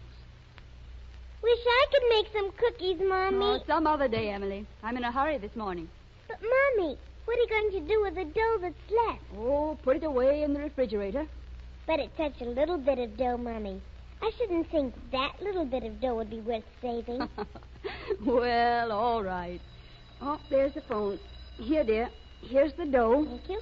Now, get your little rolling pin, the cookie cutter, and do be careful, Emily, and don't do anything. Goodness, I'll be glad when I'm tall enough to reach the table. I'll have to stand on its chair, I guess. There. What on earth? Oh, are you hurt? Oh, there, my little girl. Well, let's see where the hurt is. Oh, don't cry, honey. Mother'll fix it. I reached for the cookie cutter, and the chair just collapsed, Mommy. Oh. And my arm is all scraped. Well, let's see. Yes, it is scraped. And you bumped your knee, too. Well, thanks to Vaseline jelly, we'll soon have you all fixed up. Now, we'll spread some on here and here. And maybe we'd better put some sterile gauze over that place, too. There. Now, doesn't that feel better already? Yeah. It's a good thing you keep the Vaseline jelly right on the kitchen shelf. Isn't it, Mommy? Yes, indeed. You see, dear, that's what first aid means. Being able to apply the remedy the moment the need arises. And so is our parting suggestion for the day. Won't you be sure your household has a supply of Vaseline jelly ready for all emergencies on a moment's notice? Vaseline products have been used for first aid purposes for more than 50 years. During that time, they have earned the approval of doctors everywhere because they are manufactured with scrupulous care and are completely safe and harmless. So when you buy, be sure to look for the trademark Vaseline on the package. If you don't see it, you are not getting the genuine article. Prices mentioned on this program apply only to the United States. Gene Hersholt, who has been in New York enjoying a brief holiday and also to attend the world premiere of the new 20th Century Fox production in Old Chicago, returns to the West Coast this week. And so you'll hear next Sunday's Dr. Christian broadcast from Hollywood, California. Gene Hersholt appears on this program through the courtesy of 20th Century Fox. This is Arthur Gilmore bidding you good afternoon for the makers of Vaseline preparations. This is the Columbia Broadcasting System.